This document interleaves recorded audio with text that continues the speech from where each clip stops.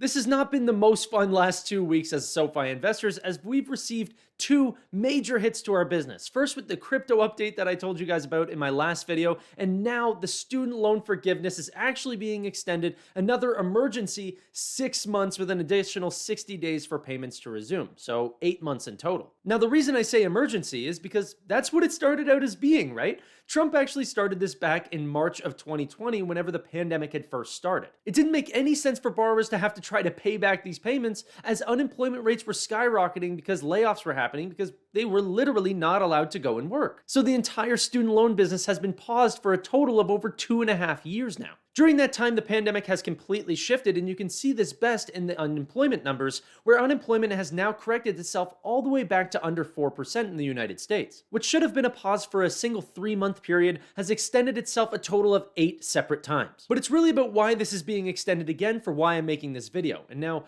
Joe Biden and his administration have decided that they want to give relief out to student loan borrowers for up to $10,000 to $20,000 depending on whether you have Pell Grants or you make under $125,000 per year. For a total of 40 million borrowers that this could apply to, 26 million of them have sent in applications for their $10,000 to $20,000 to be forgiven. But for 6 separate Republican-led states, they said that this forgiveness is going to drastically impact their tax revenues that supports their state. And then following these concerns from the states, 3 separate Republican-appointed judges also came out and said that this is an unconstitutional move by Joe Biden. And so Joe Biden's program was blocked by federal judges. Now, this was not an okay thing for Joe Biden's administration, so they pushed back, and this is actually going to the Supreme Court. Well, Joe Biden had this to say. My administration has been working to provide student debt relief to millions of working and middle-class families across the country. But Republican special interests and elected officials sued to deny this relief. We're not going to back down, though, in our fight to give families breathing room.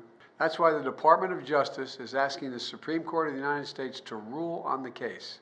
But it isn't fair to ask tens of millions of borrowers eligible for relief to resume their student debt payments while the courts consider the lawsuit. For that reason, the Secretary of Education is extending the pause on student loan payments while we seek relief from the courts, but no later than June 30, 2023, which would give the Supreme Court an opportunity to hear the case in its current term. The problem I'm having here is that I believe that there's a real concern that if, for example, the Supreme Court does say that this is a problem and that they won't let this program go through, what's stopping Joe Biden from continuing the pause all the way till 2024 whenever his election is done, or even 2028 if he gets reelected? But the thing I keep looking into that I just can't seem to find an answer on is if this program actually does get blocked and that's considered unconstitutional, how come the actual moratorium being, the pause actually being extended, not be considered unconstitutional if it's still affecting the actual tax revenue that these states are expected to make come January 1st? Now, I've said this countless times before on live streams and videos, but the fact is that the moratorium is way more important to SoFi than the actual student loan forgiveness. Do you think Biden extends the moratorium? Do you think it's that bad that he feels that bad for people with student loans? I would rather just take the $10,000 forgiveness. You know what? I think it's already priced into the stock. Leave Biden with the option to just make sure that that moratorium ends January 1st.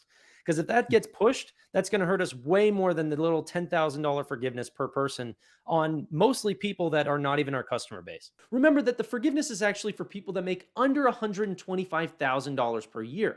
The average student loan borrower, however, makes over $160,000 per year. Now, I'm aware that this total political endeavor is way bigger than just SoFi in general, and I'm sure we're not even in their radar, but the fact of the matter is that this overall, moratorium extension is going to hurt SoFi stock in the short term. But the good news is, however, that we really have not relied on student loan forgiveness for a very long time.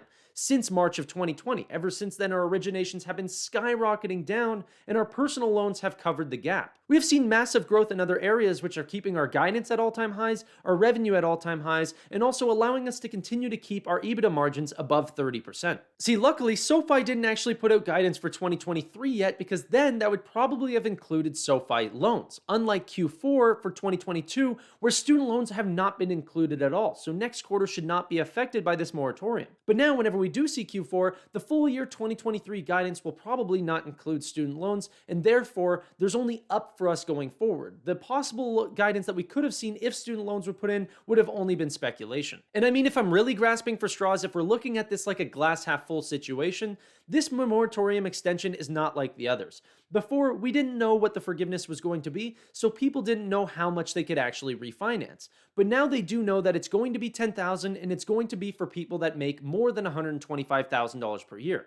So the people that might have $70,000 in student loans can actually choose to still refinance $60,000 of that and keep $10,000 in federal hands. So that means whenever it does come, their full forgiveness will be given, but they can still actually get better rates on the remaining loans, and that knowledge is known now. But this hasn't stopped some analysts from lowering their prices for the next 12 months, because obviously this was going to be a big growth driver for us going forward. This sucks, and I mean, it's as clear as day, and it's hard to sugarcoat it any other way than that. And I mean, it would have been awesome to get SoFi's both of their biggest categories going at the exact same time, but I guess personal loans are still going to have to do us for it, going forward. And still, we're looking like we're going to still see amazing growth in the personal loans, and we're still going to get new highs coming for Q4 and probably Q1 going forward. It's just not going to have that extra student loan growth that we were expecting. Anyways, that's all for me. If you guys could hit the like button down below, and I'll see you guys on the next one. Bye for now.